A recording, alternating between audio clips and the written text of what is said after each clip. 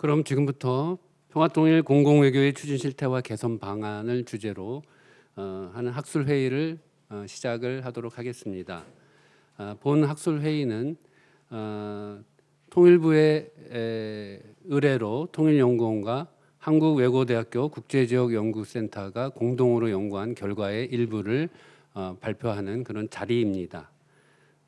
평화통일 공공외교에 관한 기존의 추진 실태를 점검하고 그에 따른 개선점을 제시하고자 하는 것이 본 연구의 취지이고 그 결과를 학술회의를 통해서 발표하고자 합니다. 그 일환으로 일부 평화통일 공공외교 추진 실태 및 현황을 주제로 먼저 시작을 하도록 하고 그 이후에 2부 주제로서 평화통일 공공외교 전문가에 대한 인식 조사를 그 결과를 분석한 것을 발표하도록 하겠습니다. 그럼 일부 발표자 2분 모셨고 또 토론자로 2분을 모셨습니다. 첫 번째 간략하게 소개를 하도록 하겠습니다. 첫 번째 발표를 해주실 분은 한반도 평화정착과 통일 그리고 공공외교의 역할 에 대한 이론적 검토를 주제로 정기웅 한국외고대학교 교수님을 모셨습니다.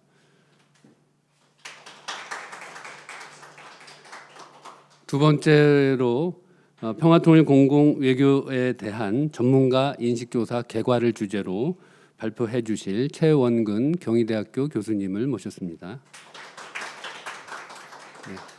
두 분 발제자에 대한 토론자로 또 2분을 모셨습니다. 먼저 정준희 통일부 단장님 모셨습니다. 네, 이어서 김동수 부경대학교 교수님 모셨습니다. 네, 그럼 지금부터 발표 순서대로 시작을 할 텐데요. 발표자께서는 20분 이내로 발표를 해주시고 2분 토론자께서는 7분 내지 8분 정도 길어야 10분 이내로 이렇게 해주시면은 감사하겠습니다.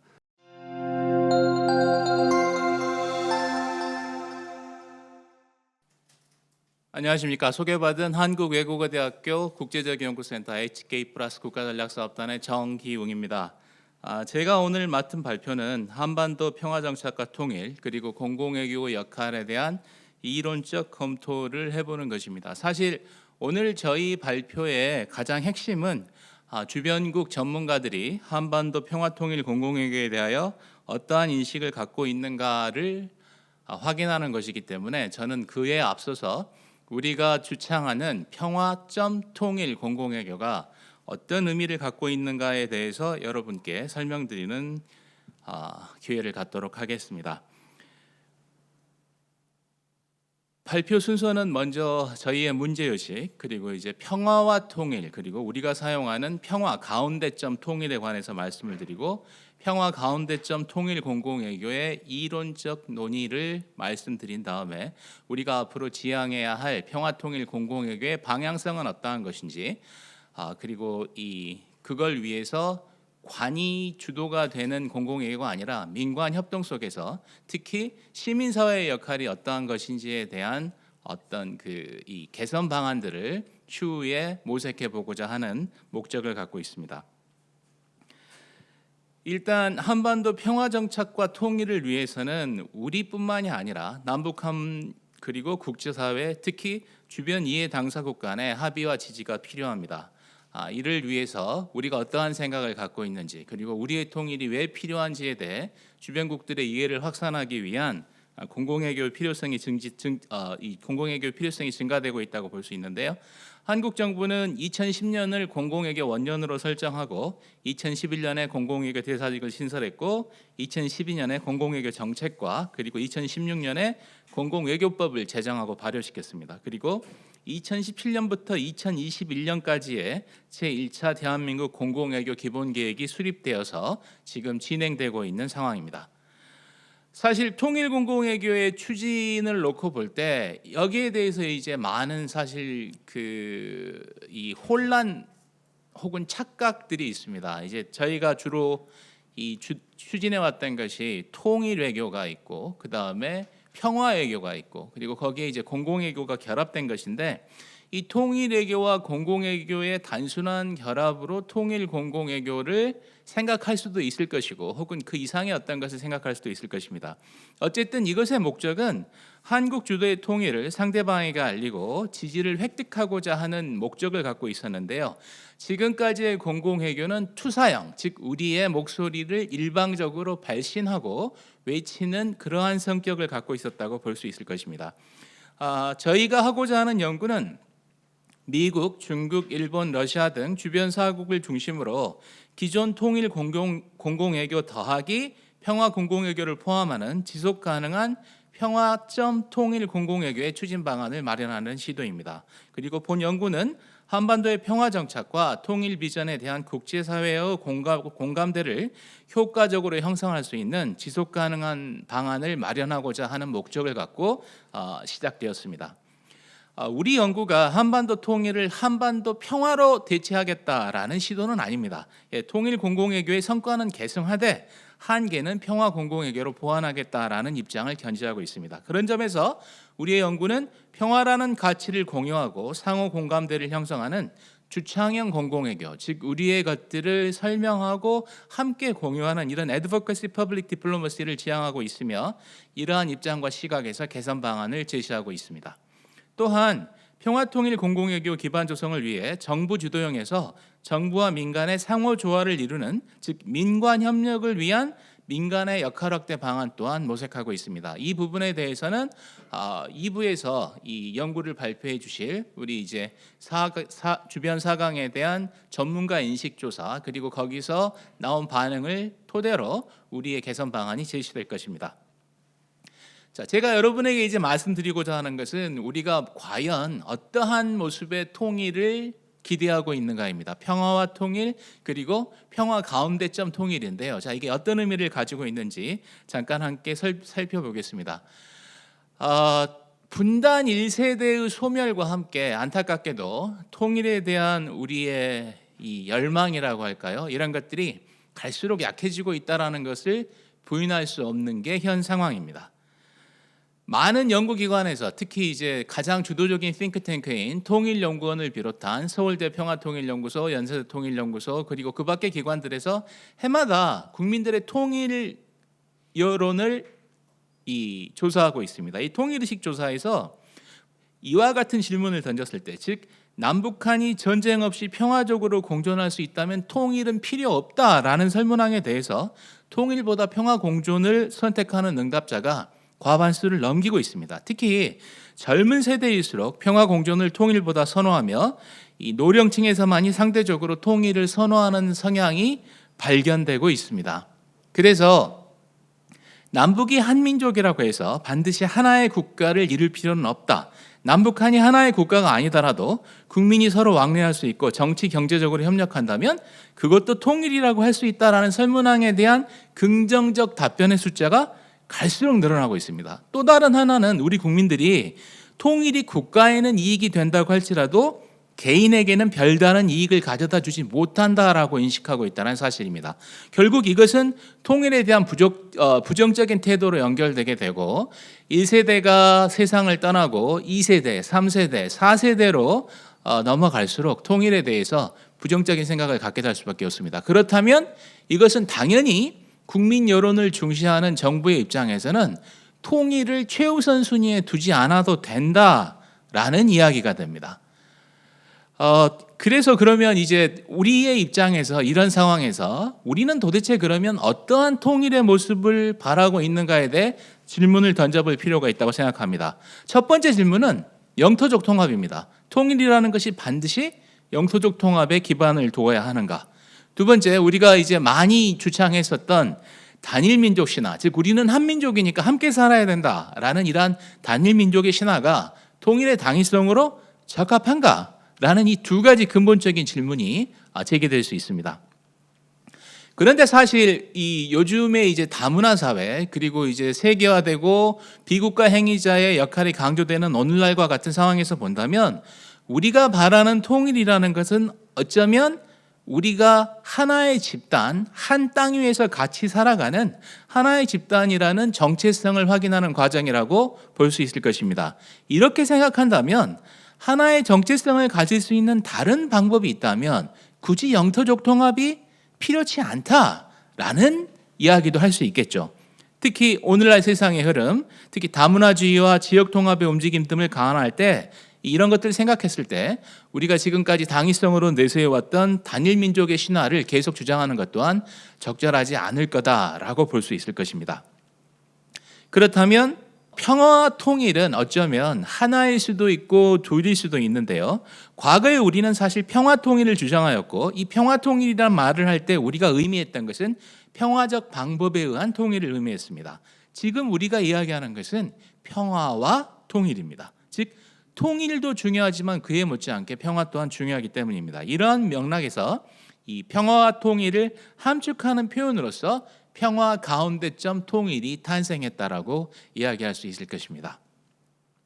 자, 이제 평화 통일 공공외교를 위한 지금까지의 노력들을 살펴볼 텐데요. 사실 공공외교는 2차 세계대전의 종전과 함께 미국식 공공외교가 탄생하면서 이와 같은 미국식 공공외교가 하나의 이 모델 타입으로 받아들여졌다고 볼 수 있을 것입니다. 그런데 냉전이 종식하면서 그 전까지 강대국과 약소국으로 양분되어 있던 세계 정치의 무대가 여기에 이제 중견국들이 등장하기 시작합니다. 이 중견국 개념이 탄생하면서 공공외교와 결합해서 소위 말하는 신공공외교라는 것이 탄생하게 되었다는 것이죠. 그래서 오늘날의 공공외교는 90년대 이전의 공공외교와는 구분되는 것으로서 인식될 필요가 있습니다.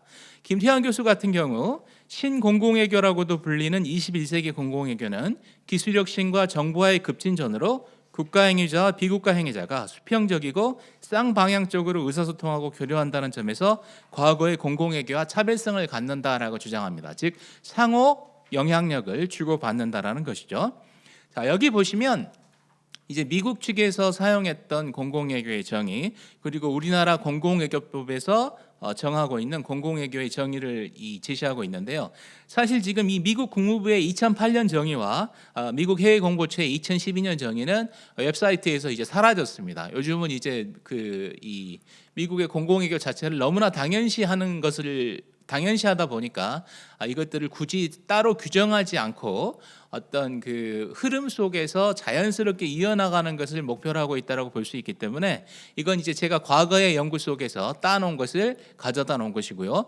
우리나라가 규정하고 있는 공공외교라는 것은 국가가 직접 또는 지방자치단체 및 민간 부문과 협력하여 문화, 지식, 정책 등을 통하여 대한민국에 대한 외국 국민들의 이해와 신뢰를 증진시키는 외교 활동이다라고 규정하고 있습니다. 사실 이 규정만 놓고 본다면 굉장히 국가주도적이다라는 느낌을 받을 수가 있습니다. 그리고 우리나라의 공공외교에 대한 타국 전문가들의 반응 또한 비슷했습니다. 그래서 우리가 그러면 앞으로 이 추구해야 할 공공외교의 모습은 어떤 것인가? 제 논문을 보시면 이제 공공외교의 이론적 정의에 대한 자세한 것들이 쭉 나와 있습니다만 이것들을 간략하게 도식화한다면 공공외교의 방법으로서 독백형,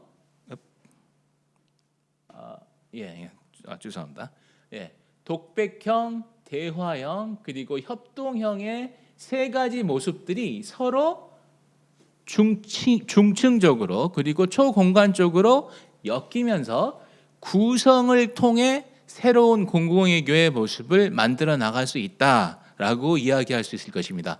이것은 우리가 앞에서 이야기한 이 투사형이 아닌 주창형 공공외교, 즉 advocacy public diplomacy의 어떤 바람직한 모습을 형상화시킨 것이다라고 볼 수 있습니다. 즉 우리가 일방적으로 발신하는 것이 아니라 수신자와 발신자의 이 의식들이 서로 구성하면서 우리의 평화 통일 공공외교에 대한 어떤 반응과 그리고 나아갈 방향을 함께 엮어 나간다라는 것이죠. 자, 그래서 통일공공외교와 평화점 통일공공외교의 차이점을 이해하기 위해서는 먼저 통일공공외교부터 이야기를 할 필요가 있습니다. 통일연구원이 2012년과 2013년에 이 통일공공외교에 대한 연구를 진행했던 적이 있습니다. 이때 규정하는 것은 통일공공외교란 정부 및 민간이 소프트파워를 자산으로 상대국 국민 그리고 글로벌 스페이스를 대상으로 한반도 통일의 정당성과 당위성에 대한 자발적 이해와 공감, 지지를 얻기 위하여 열린 소통 과정을 통해서 대북 정책 및 한반도 평화 통일에 대한 한국의 입장을 알리고 설득하는 공식적, 비공식적 외교 행위라고 규정하고 있습니다. 여기서 열린 소통 과정이라는 용어를 썼다라는 것 자체가 이미 이때부터 주창영 공공외교에 어떤 싹이 트고 있었다라고 볼 수 있을 것입니다. 외교부는 통일공공외교의 목적을 북한 남북관계, 한반도 정세에 관한 외국 대중의 이해를 높이고 이를 통해 한국의 국가 이미지 제고 및 통일 지지 세력을 조성하는 것이라고 규정하고 있습니다. 그런데 통일공공외교는 일반적으로 그 타겟이 누구냐에 따라 그 목표가 누구냐에 따라 북한 대중을 대상으로 하는 대북 통일 공공외교와 한반도 문제에 영향력이 있는 해외 주요국 대중을 대상으로 하는 대외 통일 공공외교로 양분될 수 있습니다. 그리고 대외 통일 공공외교는 정책, 문화, 지식이라는 이 3대 분야 중에 이 정책 공공외교의 하위 영역에 속한다고 볼 수 있습니다.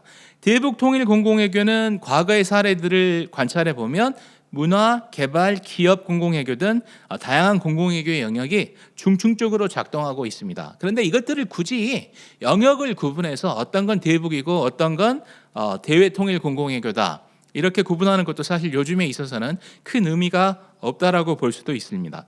그리고 통일 공공외교를 서구학계의 기존 논의들을 기준으로 관찰했을 때는 이것이 어떤 평화 공공외교의 한 분야로 파악될 수도 있을 것입니다. 그러나 어쨌든 간에 우리가 말하는 통일 공공외교라는 것은 한반도의 지정학적 특수성에 기반하여 한국의 공공외교만 존재하는 독특한 성격을 보유하고 있다라고 이야기할 수 있을 것입니다. 자, 이제 평화외교와 그러면 평화공공외교가 이제 등장할 수 있는데요. 평화외교 및 평화공공외교는 우리가 이야기하는 평화가운데점 통일공공외교와는 구분돼서 인식될 필요가 있습니다. 학계에서 평화공공외교로 갈 때는 안보외교의 한 분야로 취급되어지는 경향이 있고 일부의 학자들은 평화외교를 평화유지군하고 연결시켜서 이야기하기도 합니다. 이신화 교수 같은 경우가 대표적인데요. 이신화 교수는 평화외교란 쌍방향 협상과 신뢰 구축을 통해 정치적 해법을 모색하고 관계 전환의 계기를 마련함으로써 분쟁 재발을 방지하고 지속 가능한 평화를 구축해 나가는 것이다. 따라서 무력이 아닌 관심과 설득을 통한 평화로운 문제 해결법이 될 수 있는 공공외교가 평화외교 및 안보 영역에서 주목받게 되었다라고 주장합니다. 하지만 김태환 교수는 약간 입장을 달리하는데요.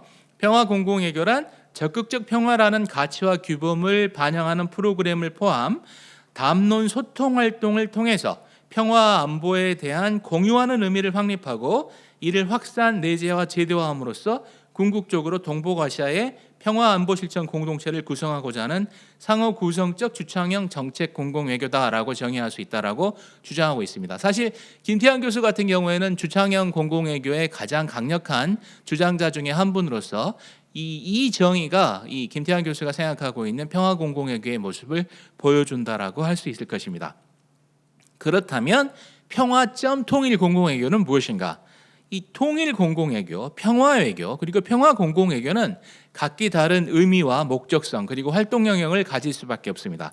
따라서 평화점 통일 공공외교는 단순하게 통일 공공외교 플러스 평화외교 혹은 평화 공공외교의 합으로 생각해서는 안 될 거라고 생각합니다. 즉 통일 공공외교의 평화 공공외교를 추구한다고 해서 어떤 평화점 통일 공공외교가 형성되는 것은 아니다라는 것이 저희의 생각입니다.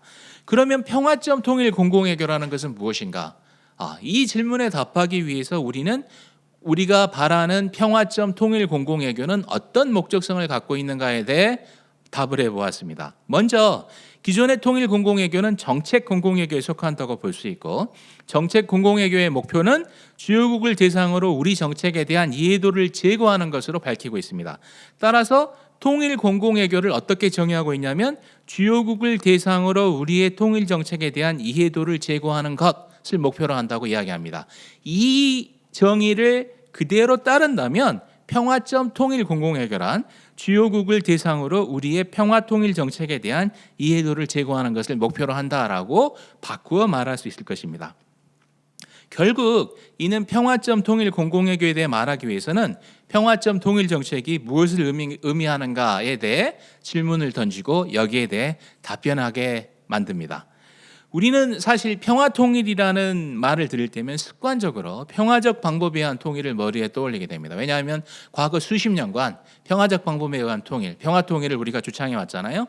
하지만 저희가 의미하는 평화 가운데점 통일 정책은 세 가지 의미에서 접근 가능할 것입니다. 첫 번째는 평화적 방법에 의한 통일, 두 번째는 평화를 위한 통일, 세 번째는 평화 추구, 즉 평화를 통한 안전보장 확보의 과정에서 발생할 수 있는 어떤 부산물로서의 통일을 이야기합니다. 이 세 가지 것들이 서로 중층적으로 결합되어 있는 것이 평화점 통일이라고 저희는 규정하고 있습니다. 그렇다면 우리가 추구하는 것은 평화가 먼저인가 아니면 통일이 먼저인가?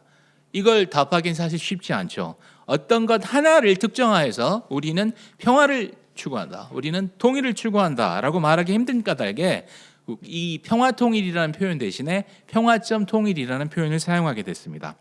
왜냐하면 평화통일과 평화점 통일은 여기서 이제 명백히 구분되는 개념으로 사용될 필요가 있다라는 뜻입니다.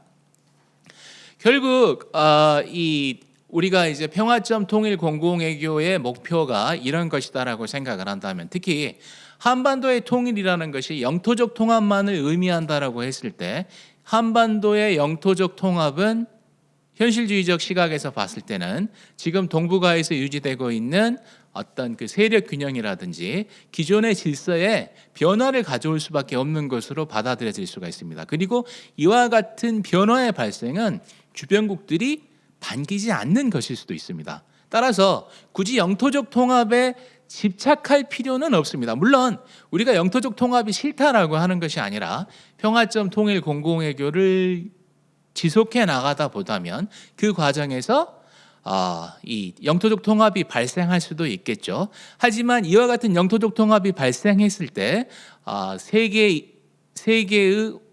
정치 무대의 여러 국가들로부터 어떤 인정과 긍정을 받아내기 위해서는 우리가 추구하는 통일의 모습이 현상의 변경을 가져오는 것이 아니라 인류 보편적 가치인 평화를 추구하는 과정에서 우연히 발생할 수도 있는 것, 그리고 바람직한 것으로 그것들을 이야기하고 설득해 나가는 과정이 필요하다고 생각합니다. 이제 그 나름의 평화점 통일 공공외교를 한번 정의를 해봤는데요.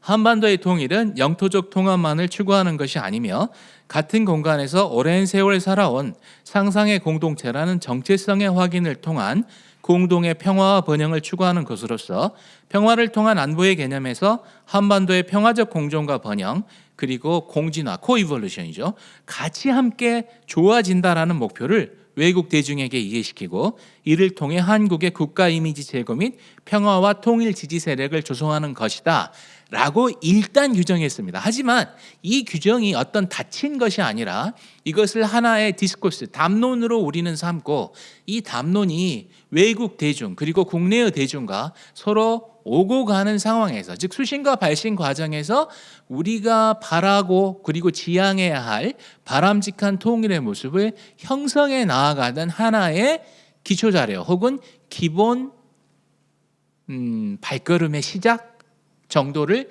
규정하는 것이라고 저희는 생각합니다. 이러한 이 개념 규정에 근거해서 우리의 지금 현재의 평화공공외교 혹은 통일공공외교를 어떻게 바라보고 있는가에 대한 전문가 인식조사는 2부에서 다뤄질 것입니다. 제 발표는 여기까지로 끝내겠습니다. 감사합니다.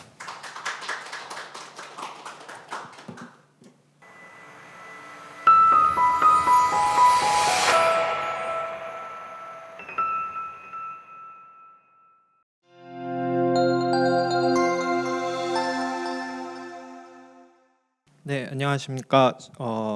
평화통일공공외교 전문가 인식조사 전체적인 개괄 파트를 맡은 네, 최원근입니다. 뭐 바로 시작하도록 하겠습니다.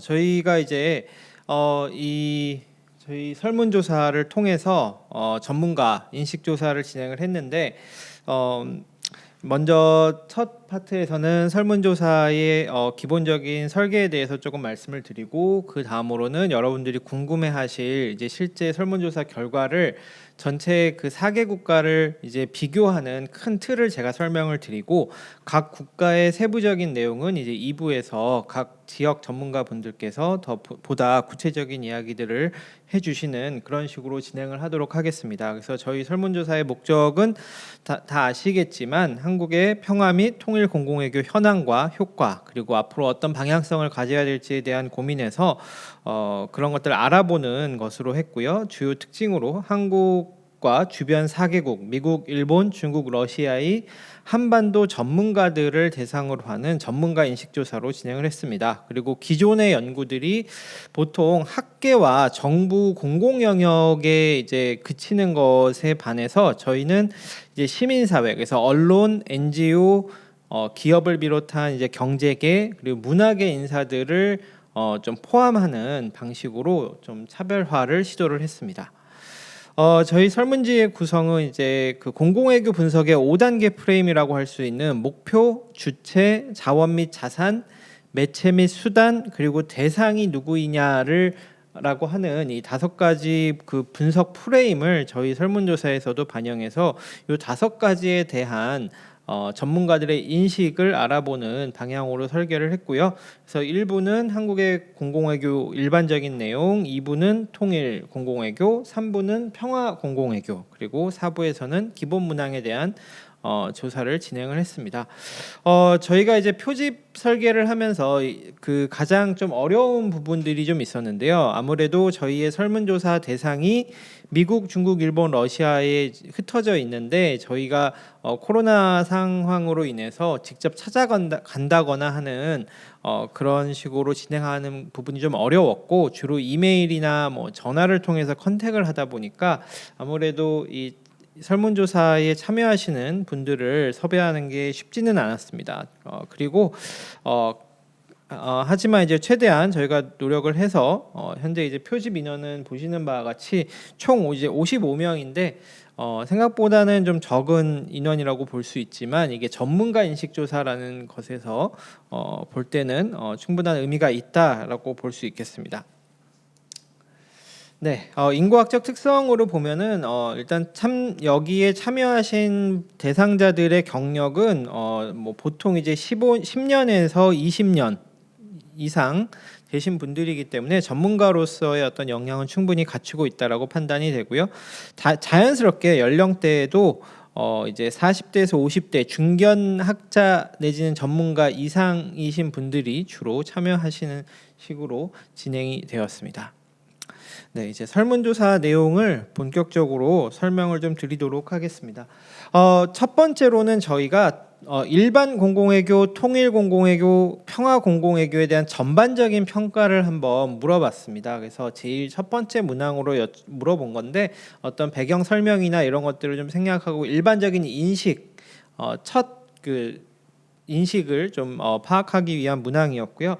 그래서 요 첫 번째 보시면 여기 이제 일반 공공외교인데 이쪽에 있는 매우 긍정적인 표현과 그렇다, 다소 긍정적이다라고 하는 표현이 거의 절반 이상, 그리고 중립적인 보통이다가 이제 또 30%를 차지하면서 일반 공공외교에 대해서는 긍정적인 평가가 그래도 우세한, 부정적인 평가가 22%에 그치는 것을 봤을 때 긍정적인 평가가 우세하게 나타났고요. 근데 이제 통일 공공외교에 오면은 이런 현상이 완전히 반대로 응답이 나타납니다. 그래서 부정적인 평가가 거의 40%를 차지함으로써 긍정적인 평가는 이제 20%가 25%, 27% 정도밖에 안 돼서 통일 공공외교에 대한 전반적인 좀 부정적인 인식을 확인할 수 있었고요. 평화 공공외교는 긍정적인 평가가 다소 높게 나타나지만 보통이다, 좀 판단을 유보하는 응답이 다른 부분에 비해서 많이 높게 나타나서 평화 공공외교라고 하는 개념에 대해서 아직 이제 평화 공공외교가 초창기이다 보니까 유보적인 약간 자세를 보이고 있는 것들이 확인이 되었습니다. 근데 더 재미있는 것은 이 일반 통일 평화 공공외교에 대한 전반적 평가를 국가별로 비교했을 때 뚜렷한 이제 차이점들이 나타나는 부분입니다.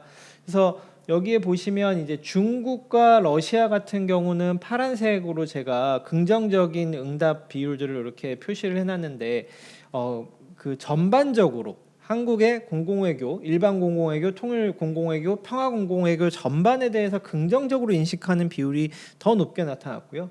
반대로 미국과 일본 같은 경우는 거의 모든 분야에서 한국의 공공외교에 대해서 부정적으로 평가하는 응답이 높게 나타났습니다.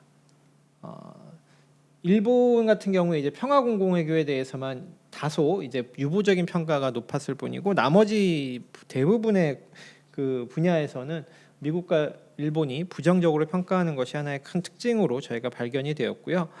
이런 부분은 이제 구체적인 문항들 저희가 5가지 한국이 통일 공공외교를 위해 지속적이고 변함없는 노력을 기울이는가, 통일 공공외교가 언론이나 소셜 미디어 등 다양한 매체를 활용하는가, 또 정책, 학술 연구, 문화, 스포츠 등 다양한 자원을 활용하는가, 그리고 한국의 통일 공공외교 또는 평화 공공외교가 다른 나라 국민들이 한반도 상황을 인식하는 데 도움을 주는가, 또는 통일 공공외교가 통일의 중요성을 인식하는 데 도움을 주는가, 통일 공공외교가 한국의 통일에 도움을 줘야 되겠다는 인식을 만들어주는 데 도움을 주는가라고 하는 이 6가지 문항을 구체적으로 이제 저희가 뽑아서 물어봤는데, 여기에서도 또 재미있는 현상은 지속적인 노력, 다양한 자원의 활용에서는 긍정적인 평가가 전반적으로 높게 나타났습니다. 그런데 정작 통일 공공외교와 평화 공공외교의 가장 근본적인 이제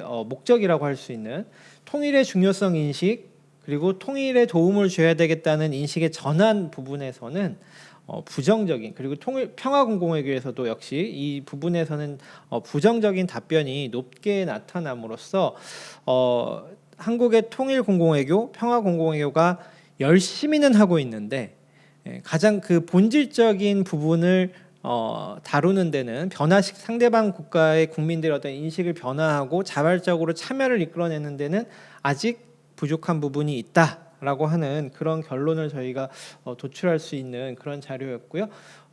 그 부분을 이제 점수로 저희가 환산했을 때도 뭐 이제 다양한 매체 활용이나 지속적인 노력 부분은 3점 이상, 5점 만점에 3점 이상을 다 기록하면서 양쪽에서 그래도 긍정적인 평가를 제가 내릴 수 있었는데 효과성 측면에서는 2.7, 2.4, 뭐 2.5 이 정도를 기록하면서 좀 다소 미흡한 부분들을 저희가 점수로 확인할 수 있었습니다. 네. 그리고 이제 다음으로 공공외교의 추진 체계에 대해서도 저희가 한번 어떻게 인식하고 있는지를 물어봤는데요. 전반적으로 정부 주도형이다라고 하는 답변이 높게 나타났습니다. 그런데 여기서 흥미로운 부분은 일반 공공외교, 일반적인 퍼블릭 디플로머시 공공외교 자체는 정부 주도형이 56%, 민간 혼합형이 42%로 그래도 정부가 주도하지만 민간의 어떤 역할에 대해서도 충분히 사람들이 민간이 활발하게 활동을 하고 있다라고 인식하고 있는데, 통일 공공외교나 평화 공공외교로 들어오면 정부가 주도하고 있다라는 답변이 75% 이상의 절대적인 다수를 차지하고 민간 혼합형이라는 답변은 20%로 떨어지는 걸 볼 수 있습니다. 그래서 역시 이 영역에서 통일 공공외교와 평화 공공외교에서 정부가 주도하고 있다, 그래서 정부의 입장을 반영하고 있다라고 하는 어떤 인식을 강하게 가지고 있고, 민간의 역할은 여전히 충분히 발휘되지 못하고 있다라는 것들을 그렇게 인식하고 있다는 것들을 저희가 확인할 수 있었습니다. 이제 보다 구체적으로 이제 목표와 뭐 매체, 자원 이런 것들을 살펴보겠는데요. 일단 통일 공공외교의 목표는 무엇인 것 같습니까? 라고 저희가 물어봤을 때 많은 답변들이 한반도의 평화와 안정 증진이라고 하는데 미국, 중국, 일본의 응답자들이 많은 수가 동의를 했고요.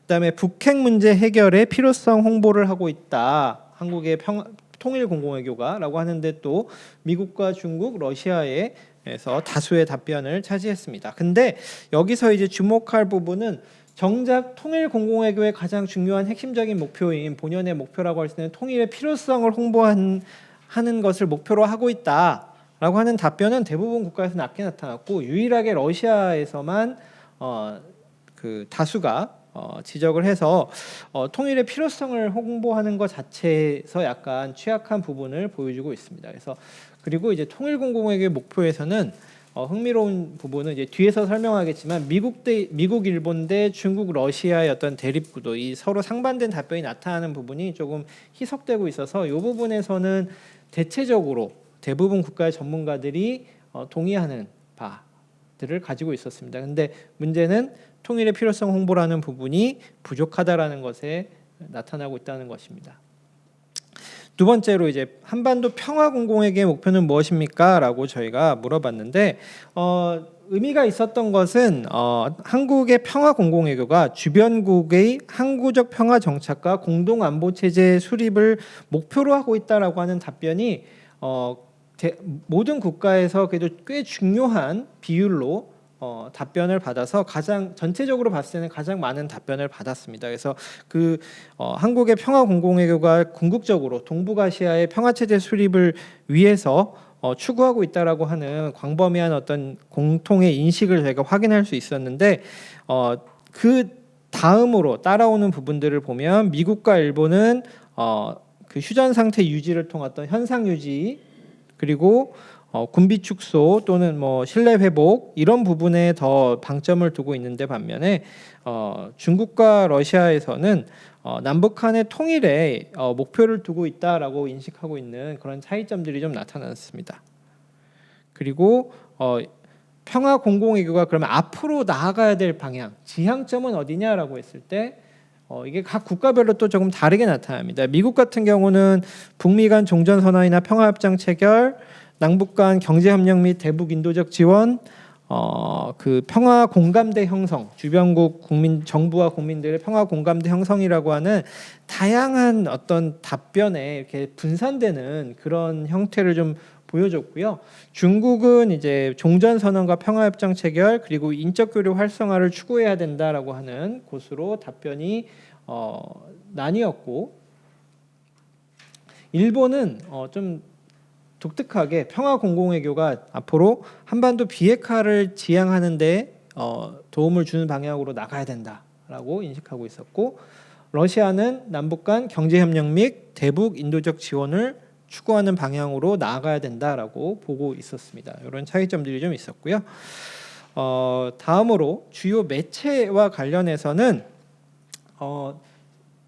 통일 공공외교와 평화 공공외교가 비슷한 답변의 어떤 그 방향성을 보여줬습니다. 그래서 뭐 일반적인 언론 매체 그리고 정책 홍보지, 인터넷, 소셜 네트워크라고 하는 이 부분들이 가장 중요한 매체다라고 하는 저희가 상식적으로 생각할 수 있는 그런 답변을 보여줬다는 면에서 전체적인 답변은 이제 저희가 충분히 예상 가능한 답변이 나왔는데, 다만 국가별로 차이점은 미국과 일본은 어떤 전통적인 언론 매체를 선호하는 경향이 있었고요. 중국은 정부의 공식적인 홍보물, 러시아는 교과서 등 교육 프로그램을 주요 매체로 선호하는 특징들이 나타났습니다. 그래서 이런 것들이 어떤 의미를 갖는지는 나중에 2부에서 더 이제 자세하게 설명을 해주실 거라고 생각이 됩니다. 평화 공공외교가 앞으로 관심을 기울여야 할 매체는 무엇인가라고 했을 때 역시 언론과 인터넷이라고 하는 답변이 높게 나타났습니다. 그래서 특히 이제 인터넷에 대한 강조는 모든 국가에서 거의 뭐 공통적으로 나타났는데요. 한 가지 특이한 부분은 문화, 예술, 스포츠 행사가 통일 평화 공공외교에 를 위해서 관심을 기울여야 될, 더 많은 투자를 해야 될 매체다라고 하는 답변이 전체적으로 20%, 특히 중국과 일본에서 가장 꽤 높은 27%와 24%의 답변을 받음으로써 평화 공공외교의 중요한 매체로, 수단으로서 우리가 문화, 예술, 스포츠 행사를 적극적으로 추진하는 방향이 필요하다라고 하는 주변 국가의 인식을 확인할 수 있었습니다. 다음으로 그러면 효과적인 자원은 무엇이느냐? 우리 한국이 가지고 있는 효과적인 자원은 무엇이냐라고 하는 것들을 물어봤는데 여기에서 이제 전반적으로 공통적으로 나타난 것은 남북 간의 경제 협력 촉진을 통한 상호 의존성을 강화하는 것이 평화 공공외교를 추진하는 데 강한 자원으로 강력하게 지지를 받고 있었습니다.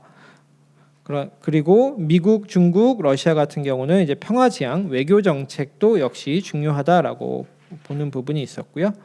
네. 중국은 또 이제 역시 남북 간 스포츠, 문화 교류 이런 것들에 대해서도 강조하고 있었고, 일본은 이제 인적 교류 활성화를 통한 공감대 증진이 중요하다라고 하는 답변이 또 가장 많은 비율을 차지하고 있었습니다. 자, 그 다음에 이제 평화통일 공공외교의 주요 대상을 저희가 물어봤는데 통일 공공외교에서는 저희가 흔히 생각할 수 있는 정치인 그리고 언론, 그 다음에 학자, 학계 전문가 그룹들에 대한 강조가 나타나고 있었습니다. 그런데 요것과 차이가 나타나는 부분이 평화 공공외교에서는 역시 정치인과 언론인이 높게 나타났지만 가장 큰 특징은 일반 국민이 무려 22%의 답변을 받아서 통일 공공외교에서는 일반 국민을 대상으로 해야 된다라고 하는 게 4%만 나타나는데 평화 공공외교에서는 이제 22%가 일반 국민을 강조함으로써 평화의 문제가 보다 어떤 보편적인 그 가치로 동북아시아에 좀 받아들여지고 있는 것이 아닌가라고 하는 해석이 가능할 거라고 저는 이제 분석을 좀 했습니다. 네. 장애 요인에 대해서도 물어봤는데요. 통일 공공외교의 장애 요인에 대해서 각 국가의 또 상이한 인식이 나타났습니다. 미국과 일본 같은 경우는 북한 핵 문제를 중요한 장애 요인의 하나로 꼽는 경향이 나타났고요. 중국과 러시아는 통일 공공외교에서 남북한의 상호 불신을 장애 요인으로 꼽는 차이점을 우리가 발견할 수 있었습니다. 그리고 평화 공공외교의 장애 요인은 이제 조금 더 이제 다양하게 나타나는데요. 미국 같은 경우는 북한 정치 지도자들의 호전성과 즉흥성이 평화 공공외교의 장애 요인이다라고 인식하고 있었고, 중국은 한국 정부의 일관적이지 못한 정책 때문이다라고 생각하고 있었습니다. 일본은 북한의 핵 문제가 평화 공공외교의 가장 큰 장애 요인이라고 보고 있었고요. 그 다음에 러시아는 특이하게 한국 정부의 일관적이지 못한 정책, 즉 정권의 변화에 따라서 좀 왔다 갔다 하는 그런 그 대북 정책, 그리고 북한 정치 지도자들의 호전성과 즉흥성을 같이 지적함으로써 약간 중립적인 태도에서 남북한 모두를 좀 이렇게 문제로 지적하는 그런 경향이 나타났습니다. 근데 이것들을 이제 크게 보면 미국과 일본은 북핵 문제나 북한의 어떤 호전성, 즉 북한의 평화 공공외교의 장애 요인이 북한이다라고 보고 있는데, 중국이나 러시아에서는 죄송합니다. 한국의 일관적이지 못한 정책, 그리고 약간 곁들여서 러시아만 이제 북한의 어떤 호전성을 지적함으로써 역시 미국과 일본, 중국과 러시아의 대립 구도를 볼 수 있었습니다. 종합적으로 정리를 좀 하면은 미국과 가장 큰 일본 그 전문가 인식조사의 가장 큰 특징 중에 하나는 미국과 일본, 중국, 러시아의 답변이 명확하게 대비되어서 나타났다. 그래서 공통적으로 미국과 일본은 공통적인 평가에서 부정적으로 평가했고, 언론 매체를 선호하는 데 반해서 중국과 러시아는 긍정적으로 저희 공공외교를 평가하고 공식적 홍보물이나 교과서 등을 선호하는 형태가 특징으로 나타났고요. 통일 공공외교의 장애 요인으로 북핵 문제나 주변국 우려를 지적하는 데 반해서 중국, 러시아는 남북한의 상호 불신을 지적하고 있었습니다. 또 평화 공공외교에서는 미국과 일본이 군비 축소, 현상 유지 또는 종전 및 평화 협정 목표로 보는 데 반해서 중국과 러시아는 남북한의 통일이 주요 목표다라고 보고 있었고, 가장 큰 특징 중에 하나는 이제 평화 공공외교의 장애 요인으로 북한의 문제를 미국과 일본이 지적하는 데 반해서 한국의 문제를 중국과 러시아에서는 지적하고 있었다라는 점이 특징으로 저희가 분석을 할 수 있었습니다. 평화 공공외교에 대해서 주변 국가들이 공통적으로 평가하는 부분들이 좀 있었습니다. 앞으로 지향해야 할 매체로 문화, 예술, 스포츠가 강조되고 있었다라는 부분이 하나가 있고요. 그다음에 평화 공공 외교를 지향하는 주요 자원으로 평화 지향 외교 정책과 남북한 경제 협력을 강화해야 한다라고 하는 인식이 나타났고, 세 번째로 일반 국민에 대해서 강조하는 부분이 평화 공공 외교 부분에서는 공통적으로 나타나는 특징이었습니다. 그래서 이런 것들을 이제 정책적인 시사점으로 간단하게 정리를 해보면 정부의 주도로 이루어진다라고 하는 것들이 굉장히 강하게 나타나고 있는데, 민간의 역할을 전향적으로 제고하고 적극적으로 촉진시킬 필요가 있겠다. 그리고 전통적인 우방국인 미국과 일본이 우리나라의 평화통일 공공외교에 대해서 부정적으로 평가하고 있는 부분이 약간 충격적인 결과라고 볼 수 있는데요. 그래서 그 부분에 우리가 더 적극적인 노력을 기울일 필요가 있겠다. 그리고 공공외교의 본질적인 목표가 상대방 국민의 인식 변화라고 한다면 그런 핵심 가치에 집중할 필요가 있겠다라고 하는 것. 그리고 마지막으로 통일평화 공공외교에 대한 국제사회와 한국의 어떤 인식 차이에 주목해서 보다 정교한 공공외교 전략을 수립하는 것들이 필요하겠다라고 정리할 수 있겠습니다.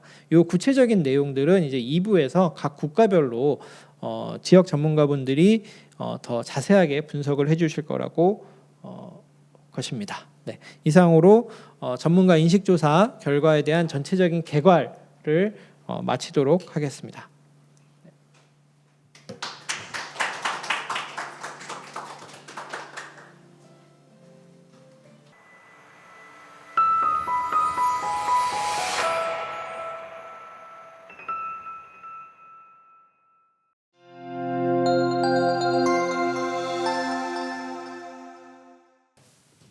네, 두 분 발표 감사드립니다.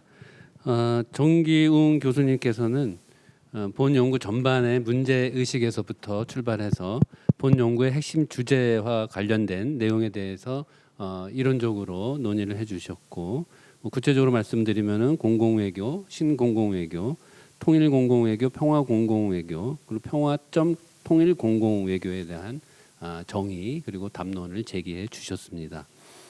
최원근 교수님께서는 주변 4국의 전문가 조사 결과를 종합하고 국가별로 비교해주는 개괄적인 그런 분석을 해주셨고요.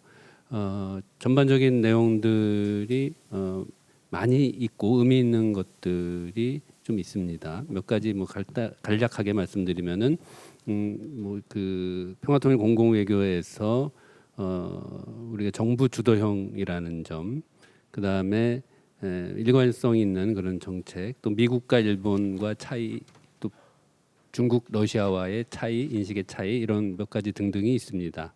네, 그러면 이거에 대해서 구체적으로 그 두 분 토론자께서 토론을 해 주시도록 하겠습니다. 순서상 정준희 통일부 단장님께서 먼저 해주시고, 이어서 김동수 교수님께서 해주신 이후에 두 분 혹시 플로어에서 질문 있으시면은 질문까지 함께 한 뒤에 두 분 발표자께서 답변하는 그런 순서로 진행하도록 하겠습니다. 네. 예, 나오나요? 방금 소개받은 정준희입니다. 통일부에서 근무하고 있고요. 오늘 날씨를 보니까 딱 이 한국의 공공외교를 상징하는 것 같아요. 구름이 끼거나 아니면은 굉장히 먼지가 많거나 뭔가 좀 잘 안 풀리는 듯한 느낌이 없지 않아 있습니다. 저는 아까 그 담론에 대해서 현장에서 어떻게 구현되는가 하는 걸 좀 사례를 통해서 잠깐 말씀을 좀 드려볼까 합니다. 제가 한 10년 전 정도에 미국에 연수를 간 적이 있어요. 근데 갔는데 그때 마침 무슨 일이 있었는고 하니 북한에서 화폐 개혁을 했어요. 그래서 화폐 개혁이 다음 날 11월 30일인데 그 다음 날 같이 근무하던 그 센터의 소장님이 얘기를 좀 하자고 그래요. 그래서 화폐 개혁의 평가와 앞으로의 전망 그런 얘기를 하자고 해서 한참 한 다음에 이걸 왜 우리가 이런 얘기를 했느냐라고 물어봤어요. 그랬더니 어디 용역을 받았냐 이랬더니 용역을 받았다는 거예요. 그래서 저는 당연히 북한 문제이기 때문에 한국에서 받았겠거니 하고 그럼 한국 누가 주더냐 이랬더니 아주 멋쩍게 웃으면서 한국이 아니라는 거예요. 어디냐? 일본이에요. 아니 근데 일본 정부가 왜 그런 걸 필요로 하지 하니까 일본 정부도 아니에요. 어디 계세요? 도요다라는 회사예요. 저는 너무 충격받았어요. 그 사실에. 그래서 그때 당시에 주변에 한반도 전문가들한테 이렇게 좀 알아봤어요. 그때 그 즈음에서 상당히 많은 사람들이 일본 측 기업으로부터 용역을 받았어요.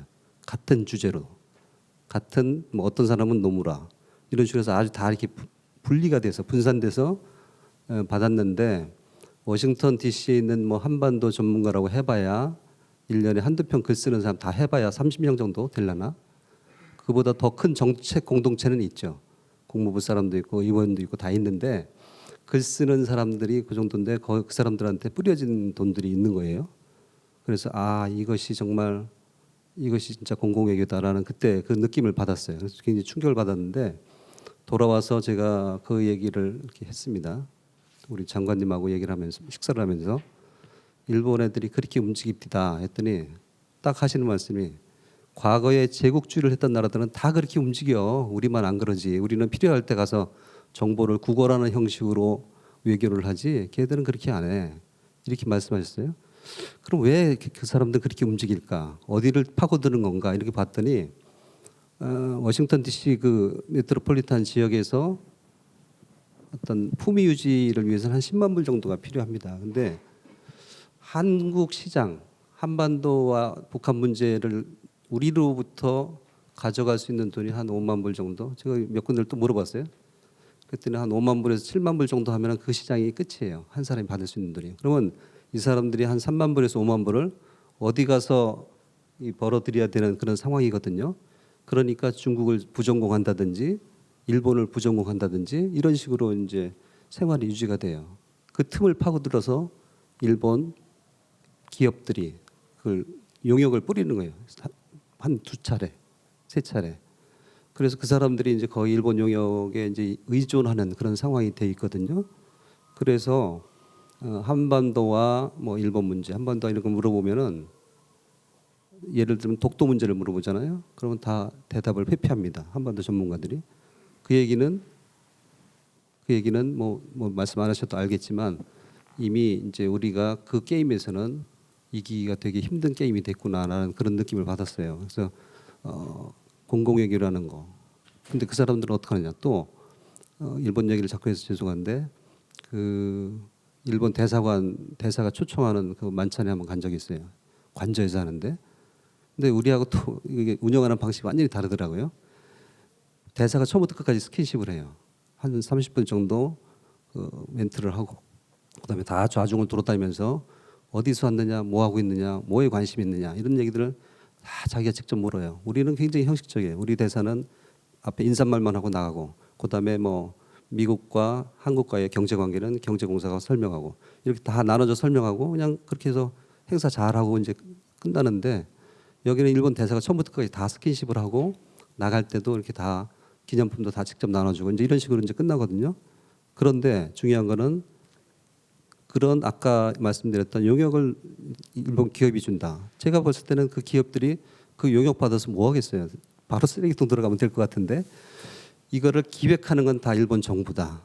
그리고 그거를 앞장서서 실천하는 건 민간이다. 아까도 이제 뭐 말씀 나왔지만 정부가 주도하지만 사실 뒤로 빠져서 민간이 나서서 그런 활동들을 하고 민간과 정부가 같이 협업돼서 그런 자기들의 어떤 목적을 이루는 이렇게 움직이고 있었어요. 그런데 국제교류재단에 그래서 제가 소장을 만나서 이제 식사를 하다가 또 물어봤어요. 그랬더니 우리도 뭐 적지 않은 돈이 풀리고 있어요. 적지 않은 돈이 풀리는데 그것이 굉장히 한정되고 또 특정한 집단과 거기에만 쓰이지 이렇게 쭉 펴지를 못해요. 만약에 100만 불이다 그러면 아까 같이 산수를 하면은 한 5만 불씩 20명한테 뿌리면은 그 사람들은 우리한테 의존이 될 거 아니에요. 근데 그렇게 하지 않고 어디에 몰빵을 해서 이렇게 이제 집행이 되고 있었어요. 그래서 참 돈 쓰는 방법도 여러 가지다. 잘 그게 전략이 없구나 이런 생각을 했었는데 18년도에 제가 또 한번 연수를 또 나간 적이 있어요. 그때 이제 또 비슷한 걸 또 확인해 봤더니 다행스럽게도 그 코리아 파운데이션에서 일본 의회의 어떤 코리아 스터디 그룹을 만들었더라고요. 그래서 그 활동을 하게 해요. 그래서 이런 것들이 정말 정부가 기획을 하고 민간과 이렇게 협업을 하고 하면은 굉장히 좋아질 수 있는 여건이 되겠다 이런 생각을 제가 해보고 그 이제 방법은 그런 거죠. 방법은 그렇게 정부와 민간과 같이 협업을 하고 움직이는 거고, 수단은 역시 자본과 모든 걸 다 동원할 필요가 있는 건데, 그럼 내용이 이제 중요하잖아요. 내용이 중요한데 그 바깥쪽에 있는 사람들한테 물어보면은 대개 두 가지 질문을 받습니다. 뭐냐면 한국이 통일할 의지가 있느냐.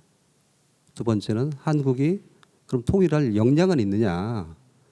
그거에 대한 답을 줘야 돼. 그거 아마 답할 수 있는 사람 많지 않을걸요.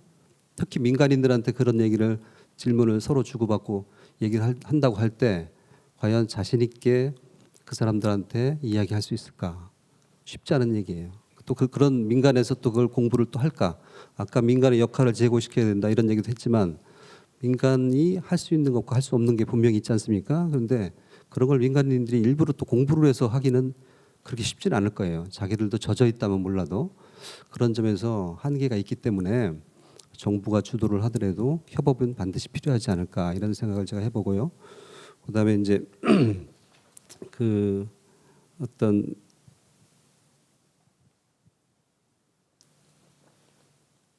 내용에 있어서 사실은 의지와 능력과 그거 말고도 국제적인 어떤 가치와 같이 통할 수 있는 얘기들을 해야 되는데 그거 맞추기 쉽지 않습니다. 그래서 그런 것들 내용을 다시 한번 정비를 하고 그런 것들을 우리도 가랑비에 옷 젖듯이 이제 스며들게 하는 이런 게 필요하고요. 그 사실은 시카고 대에서 2년에 한 번씩 아시아 지역 그 인식 조사 같은 걸 해요. 하는데 거기에 보면은 그 당시에 중국에 대한 인식 별로 안 좋죠. 더 나빠졌죠 지금은. 근데 한국에 대해서도 인식을 보니까 중간에 표현이 쿨하다는 표현이 나와요. 그래서 우리는 쿨하면 되게 좋은 건데 그래서 좀 이상해서 한번 물어봤어요. 그 사람들한테 물어봤더니 이 쿨이 어떤 의미냐 했더니 차마 얘기를 잘 안 해주려고 하는데 굳이 하니까 그냥 쏘 그냥 뭐 그저 그렇지만 좀 피하고 싶은 뭐 그런 식의 한국에 대한 인식을 딱 갖고 있는 거예요. 그게 사실은 우리 공공외교의 결과물이에요. 그래서 이것을 사실은 아까 이 설문조사는 전문가들을 대상으로 했기 때문에 굉장히 잘 나온 편이라고 저는 생각을 하는데 이 일반인들의 인식은 거기에 못 미칠 게 당연하다라는 생각을 하고 또 한 가지 설문조사 관련돼서 제가 말씀드리면은 정책 공동체에 미국과 일본은 접근하기가 우리가 편한데 중국, 러시아의 정책 공동체에 우리가 접근하는 건 상당히 어렵습니다. 어렵고 그 사람들은 의도적이고 또 계획적으로 정부의 지침에 따라서 이렇게 행동하는 사람들이기 때문에 결과가 약간은 과장될 수도 있다는 생각이 제가 들었어요. 그래서 그런 점들을 좀 감안을 해야 되고 또 한 가지는 이게 뭐 이렇게 제가 지적하려고 하는 건 아닌데 효과적으로 뭘 수행하느냐 하는 질문 이런 것들은 상대방의 체면을 고려해서 약간은 또 좋게 나올 수 있는 확률이 높지 않을까 그런 생각을 하고 그다음에 그 우리의 노력을 왜 그 사람들한테 물어봐야 되는가 하는 그런 생각이 듭니다. 그래서 우리의 노력을 묻지 말고 인식을 물어보는 게 간접적으로 우리의 이 공공외교의 실적이 어떻게 평가되는지를 알 수 있을 것 같아요. 그래서 아까 제가 잠깐 말씀드렸던 독도 문제에 대한 한일 간의 인식 누가 어떤 쪽의 그 입장이 더 설득력이 있느냐 이렇게 물어보면 아마 다양한 답이 나올 텐데 그 결과가 결국은 사실 우리 공공외교 활동의 결과라고 실적이라고 보여지거든요. 그러니까 그렇게 접근에 들어가는 게 앞으로의 설문조사할 때 훨씬 더 낫지 않을까. 왜냐하면 직설적으로 우리 한국이 하고 있는 공공외교 효과가 있습니까? 그러면 저래도 좋게 얘기하지 아마 그거 별론데요. 얘기하는 경우가 쉽지는 않을 것 같아요. 그래서 차라리 간접적으로 다른 사례를 물어보면은 그 사람들의 생각이 드러나기 때문에 그런 것이 결국은 우리의 현 주소다. 이제 이런 생각이 아까 제가 들었습니다. 일단 오늘 여기까지만 얘기하겠습니다. 예, 고맙습니다. 네, 감사드리고요. 이어서 그러면 김동수 교수님 부탁드리겠습니다. 네, 안녕하세요. 부경대 김동수입니다. 네, 오늘 이 자리에 아무튼 불러주셔서 제가 먼저 감사의 말씀을 먼저 드리고요. 아마 저를 이 자리에 불러서 토론을 요청을 해주신 것은 아마 10년 전쯤에 2012년 13년도에 통일연구원에서 했던 그 이 통일 공공외교 이 전문가 인식 조사에 제가 일부 참여를 했던 그 경험이 있기 때문에 아마 그 경험을 살려서 토론을 해달라는 그런 취지로 저를 불러주신 걸로 알고 있습니다. 그래서 제 경험과 함께 제가 이 보고서를 읽으면서 그리고 저 발표를 들으면서 제가 느꼈던 점들 몇 가지를 이제 말씀을 드리려고 합니다. 제가 10년 전에 제 1차 통일 공공외교 실태조사 그렇게 이름을 붙이면 되나요? 예, 그 조사를 수행을 하면서 느꼈던 점 중에 하나가 이것은 진짜 우리가 일찍이 이런 프로젝트를 시작을 했었어야 되는데 너무 늦은 감이 있다라는 생각을 많이 했었고, 두 번째는 이 조사가 일시적으로 끝날 것이 아니라 주기적으로 이루어져서 이 한반도의 전략 환경의 변화라든가 아니면은 국민들의 인식 변화라든가 우리 정부의 정책 변화라든가 뭐 이런 것들을 다 담아낼 수 있도록 그렇게 해서 우리의 데이터를 축적할 수 있는 그런 자료가 될 수 있도록 이렇게 연구가 이어져야 된다라는 생각을 그때 했는데, 올해 이 통일연구원과 한국외대 그 HK 플러스 사업단에서 이렇게 공동으로 이렇게 이 프로젝트를 수행했다는 얘기를 듣고 이제 뭔가 제대로 되어가는 그런 느낌이다라는 그런 생각을 먼저 했었습니다. 그래서 이런 작업들이 이제 반드시 필요하고 이것이 이번 조사가 2차 조사라고 한다면 2차 조사로 끝날 것이 아니라 5년 주기가 힘들다면 10년 주기 라도 이렇게 해서 계속 이어져야 된다라는 말씀을 일단 먼저 드리겠습니다. 아까 전병군 박사님께서도 막 그런 말씀을 잠깐 쉬는 시간에 하셨던 걸로 제가 기억하는데, 아무튼 그렇게 계속 이어지면서 이렇게 시계열 분석도 하고 그 어떤 변화가 있는지에 대한 분석도 하고 뭐 이렇게 한다면은 우리 통일 연구에 굉장히 좋은 데이터로서 우리가 활용을 할 수 있지 않을까 싶습니다. 네, 일단 그 말씀을 먼저 드리고요. 그리고 첫 번째 이렇게 그 정교웅 박사님께서 하셨던 그 발표 중에 제가 한 가지 느꼈던 것은 뭐냐면 굉장히 새로운 어떤 이론적인 패러다임을 좀 많이 추가를 하신 것 같아요. 2012년도, 13년도 그때 프로젝트에 비해서 그때 제가 별로 익숙하지 않았던 그런 개념인 예를 들어서 주창형 그 공공외교 이런 표현들은 굉장히 제가 새롭게 이렇게 와닿는 그런 표현들인데, 이런 표현들이 이제 아마 이론적인 업데이트가 이루어지면서 여기에 계속 추가가 된 내용인 것 같습니다. 그래서 이런 그 10년 전에 비해서 한층 진일보된 그런 이론적 패러다임을 제공해 주시는 것 같아서 굉장히 흥미로웠고요. 그리고 이 공공외교의 방식을 얘기하실 때도 독백과 대화와 협동의 이런 삼박자가 고루 갖추어져 있는 공공외교의 형식을 말씀을 하셨는데, 이것도 제가 보기에는 굉장히 새로운 그런 그 어프로치인 것 같습니다. 그래서 요거에 대해서는 조금 더 설명을 해주시면은 좀 더 이해하는데 좀 더 도움이 되지 않을까라고 하는 그런 생각을 좀 했고요. 그리고 제가 읽으면서 조금 좀 의아했던 점을 질문을 하나 하고 싶은데, 이런 표현이 있어요. 그러니까 2016년 이후에 우리 정부의 통일에 대한 어프로치는 흡수 통일론이다라고 하는 그런 그 정부 당국자의 어떤 말을 인용을 해서 아마 이런 표현을 쓰신 것 같은데, 이런 표현들은 조금 근거가 좀 필요하지 않나라는 생각이 좀 들었습니다. 그래서 좀 사소한 좀 어떻게 보면 마이너한 질문이기도 한데, 이런 표현들에 대해서도 좀 이렇게 질문에 대해서 답변을 좀 해주시면은 고맙겠고, 예, 그렇습니다. 일단 이론적인 담론에 대해서는 제가 그런 정도로 코멘트를 좀 드리고요.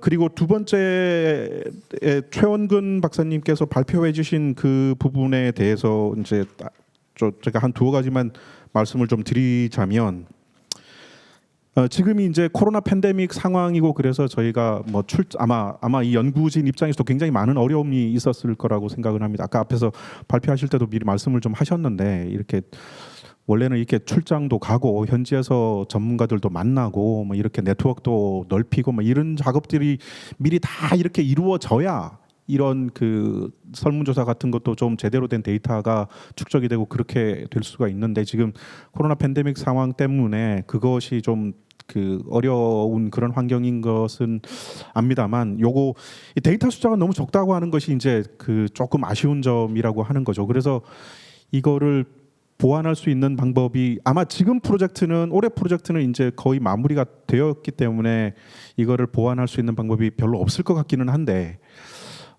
그런 점들을 고려하셔가지고 그 뭐 이게 언제가 될지는 모르겠지만 앞으로 있을 프로젝트에서는 이 데이터 그러니까 그 설문에 응답하는 그 응답자의 숫자를 이거보다는 대폭 확충을 아마 해야 되지 않겠는가 싶습니다. 그래서 제가 알기로는 그 국내 우리 그 연구자들 사이에서 우리가 유통되고 있는 미국 예를 들어서 미국에 가면은 워싱턴 D.C.에 있는 그 띵크탱크의 한반도 문제 전문가 리스트가 쭉 있거든요. 그런 사람들을 가서 한 번씩들 다 만나고 아까 단장님께서도 그 말씀을 하셨지만 가서 이렇게 식사라도 하면서 이렇게 스킨십도 하면서 이런 식의 어떤 접근들이 굉장히 필요한 것 같습니다. 저는 통일연구원에 제가 오래 있지는 않았지만 있으면서 이런 식의 접근이 왜 필요한지에 대한 솔직히 저게 그런 거에 대해서 동의를 못한 측면도 그때는 있었는데 지금 생각해 보니 그런 어프로치가 굉장히 필요한 우리의 어떤 그 공공 외교의 취지를 전달하고 그리고 그 사람들의 어떤 진솔한 답변을 얻어내는 데서도 그런 어프로치는 굉장히 필요하다라는 생각이 많이 듭니다. 그래서 코로나 상황이 어떻게 그 좀 진전을 보이는 그 여하에 따라서 우리가 직접 발로 뛰는 그런 네트워킹이 반드시 필요하다라는 생각이 먼저 들었고요. 그래서 이제 이런 설문조사를 하더라도 굉장히 내실 있는 그 데이터의 축적이 필요하다라는 생각을 했습니다.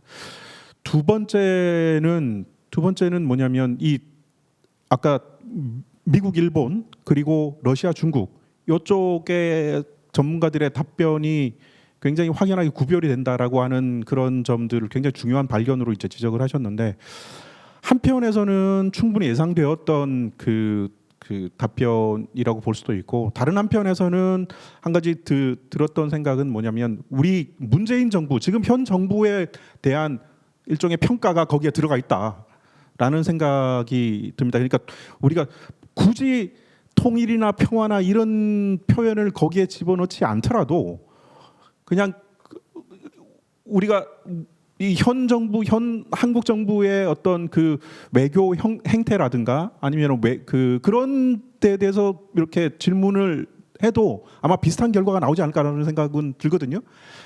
그러니까 이런 것들을 현 정부에 대한 어떤 평가와 통일, 평화, 공공 외교에 대한 평가를 좀 구분할 수 있는 방법은 없을까라는 생각이 좀 들었습니다. 아무튼 뭐 그런 것이 개발될 수 있다면 그런 도구가 개발될 수 있다면은 굉장히 또 다른 어떤 좋은 데이터의 축적이 될 수 있을 것이다라는 생각이 좀 들었고요. 그 세 번째는 아까 단장님 말씀하신 거하고 저는 굉장히 공감을 하는데 인식 조사도 분명히 필요합니다. 그리고 전문가의 인식 조사가 그 중에서도 뭐 굉장히 중요한 부분을 차지할 수가 있겠죠. 근데 단순히 인식에 그치는 것이 아니라 우리가 우리의 통일 평화 공공 외교의 그 성과를 측정할 수 있는 어떤 객관적인 지표의 개발, 지표를 이렇게 개발할 수 있다면은 그게 더 필요하지 않는가라는 생각이 좀 들거든요. 그러니까 인식 조사를 우리가 1차 단계에서 했다고 한다면 이 다음 프로젝트에서는 그 공공 외교의 성과를 평가할 수 있는 어떤 객관적인 도구 이런 것들을 개발하는 그런 작업이 좀 필요하지 않나라는 생각을 제가 좀 하게 됐습니다. 그래서 아무튼 이 작업을 하시면서 제가 이 작업을 하신 걸 이제 보면서 굉장히 필요한 작업을 적은 예산으로 아주 고생하시면서 했다는 느낌을 받아서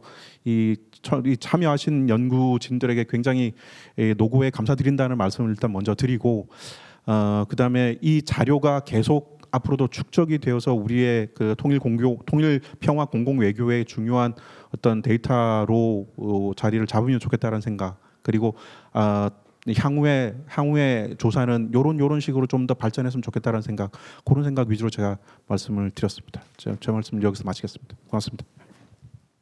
네, 두 분 좋은 말씀 감사드리고요. 뭐 뚜렷하게 질문도 있고 또 코멘트도 있습니다만, 발표자 두 분께 그에 대한 답변을 간략하게 하실 수 있도록 시간 드리도록 하겠습니다. 네, 그러면은 정기훈 교수님부터 예. 말씀해 주십시오. 예, 두 분 토론 감사합니다.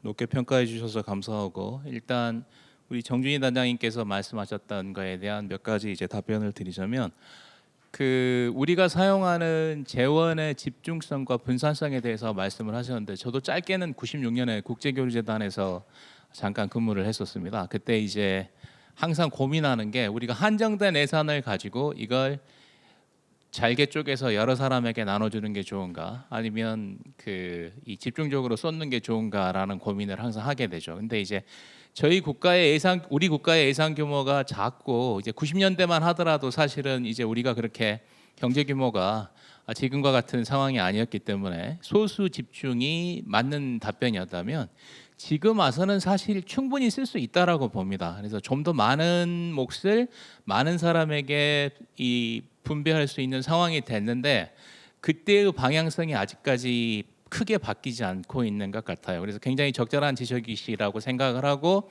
우리가 쓸 수 있는 예산의 가용 범위를 넓혀서, 그리고 그것들을 소수 집중해서 다수 분산으로 할 필요가 있다. 이거 아마 이따 오후에 2부 할 때 우리 재성원 교수가 또 여기에 대해서 비슷한 말을 할지 모르는데, 아까 말씀하신 것처럼 워싱턴 DC의 한반도 전문가라고 할 수 있는 사람들이 핸드풀 오브입니다. 한 줌이에요. 한 줌인데, 우리가 익숙하다 보니까 계속 같은 사람들을 부르다 보니 사실은 그 다음 세대로 교체가 되고 이 저변 확산이 돼야 되는데, 코리안 스터디나 코리아에 관계된 일을 하는 사람들이 항상 그 얼굴이에요. 초대되는 사람들이. 그건 미중일로 다 마찬가지입니다. 특히 중국, 러시아는 이게 편향성이 훨씬 더 심하죠. 일본 같은 경우에는 전반적으로 이제 전문가들 그룹이 넓은데 반해서 미국도 소수 집중, 그 다음에 일본, 러시아, 중국은 뭐 두말할 것도 없고, 이와 같은 것들을 또 어떻게 극복할 것인가 하는 것도 우리의 문제의식 중에 하나가 되어야 될 거라고 생각을 합니다. 그 다음에 이제 지적하신 게, 우리가 과연 통일할 의지가 있느냐? 없다. 역량이 있느냐? 없다. 라는 게 우리 평가가 아니라 다른 사람들 평가라는 게 이게 문제가 됩니다. 그래서 제 이제 보고서에는 포함되지 않지만 오늘 논문엔 제가 짧게 포함을 시켰는데, 이 한국에서 특파원을 지낸 모 씨가 20년 전에 이 외교부 차관보와 이 대화를 하면서, 그때 이미 90년대 후반에 DJ 정권 시절에 한국은 통일할 생각 없다, 늦게 될수록 좋다라는 말을 오프 더 레코드를 전제로 언급을 합니다. 즉 현재 우리 정부가 2018년도에 교육과정을 개편하면서 통일 교육에서 평화 가운데점 통일 교육으로 지금은 교육 방향 자체도 바뀐 상태입니다. 그건 이제 과연 우리에게 역량과 의지가 있느냐에 대한 답변을 간접적으로 보여주는 어떤 사례라고 볼 수 있고, 그다음 이 프로젝트 자체도 이제 계속 됐어야 함에도 불구하고 여러 가지 이유로, 사실 이건 지금 저희가 올해 했던 건 2012년 13년 예산의 10분의 1을 가지고 사실 진행을 했습니다. 진행을 했고, 아까 이제 김동수 교수께서 데이터가 축적되고 어떤 이 기법을 개발하는 게 좋지 않겠냐 말씀을 하셨는데, 내년에 한 10배 주시면 저희가 열심히 다시 한번 해보겠고, 이런 의미에서 이제 평화점 통일 공공외교에 대한 어떤 주창형, 즉 서로 주고받는 상황에서 우리가 인류 보편적 가치인 평화를 추구하는 과정에서 통일은 다양한 형태로 우리에게 다가올 수 있다라는 것을 인류사회, 지구촌의 구성원들에게 설득하고 서로 주고받으면서 어떤 모습을 도출해 나가는 것이 우리의 목표가 될 수 있을 것이다라고 생각을 하고요. 그리고 이제 김동수 교수가 질문한 부분은 뭐 이제 주로 우리 최영근 박사가 답변을 하시겠지만, 제가 미리 잠깐 더 이야기를 하자면, 이 데이터 숫자 이거 확보하는데도 올해 정말 힘들었습니다. 정말 힘들었고 저희가 갖고 있는 리스트들을 갖고 다 동원을 했지만 약속했던 사람들이 답변하지 않은 경우도 있고, 그다음에 중국은 정말 고생을 했어요. 골탕도 많이 먹고, 그다음에 올해 또 중국 공산당이 워낙 엄격하게 이 검열을 하는 바람에 구글 폼도 사용도 못하고 아주 어쨌든 과정 중에 복잡함이 있었습니다. 복잡함이 있었고, 그리고 이제 이 문항들이 지금 사실은 약간 그 현실과 괴리가 있다라는 말씀을 하셨는데, 저희도 알고 있었는데 2012년 13년 설문항의 지속성을 확보해서 그때와 지금을 비교하려고 일단 2012, 13년에 만들어졌던 설문항을 쓰다 보니까 여기서 약간의 있었습니다. 근데 올해는 이제 2012년, 13년 설문항을 지속시켜서 했으니까 아까 말씀드린 것처럼 내년에 예산 확보가 되고, 그다음에 한 다음에 이제 약간 다른 방향으로 바꿔서 확산시켜서 지표 개발도 하고, 그다음에 이제 여행이 풀릴 테니까 중국 뭐 대답 안 해주면 가서 직접 얼굴 보고 답변 받고, 이런 방식으로 이제 진행을 하는 게 가능할 거라고 생각합니다. 전 여기서 그냥 잠깐 끝내겠습니다. 감사합니다. 네, 김정수 교수님 너무 이렇게 관대한 코멘트 해주셔서 감사드리고, 좀 이렇게 뭐랄까 연구진들을 이렇게 격려해 주시려고 많이 내년에 더 열심히 해라, 약간 이런 메시지를 주신 것 같습니다. 네, 감사드리고 몇 가지 답변 좀 드리면은, 일단 데이터 수 방금 정기용 교수님께서도 얘기해 주셨지만, 특히 이제 자세히 보시면은 사실 일본하고 러시아는 그래도 저희가 기대한 만큼의 응답이 사실 들어왔습니다. 근데 중국하고 이제 미국에서 답변이 굉장히 적었고, 특히 정부 쪽 인사들이 몸을 사리는 모습을 많이 봤는데, 중국은 좀 전에 얘기하신 대로 이제 그 공산당의 이제 특수한 좀 시기적인 문제로 인해서 굉장히 몸을 사리시는 것 같았고, 예전에 조사하실 때는 이제 저희 이기현 교수님께서 예전 얘기를 많이 해주셨는데, 그때 이제 직접 현지에 가셔서 식사하시면서 스킨십 하시면서 설문지 드리고 이렇게 받아오셨다 얘기하셨는데,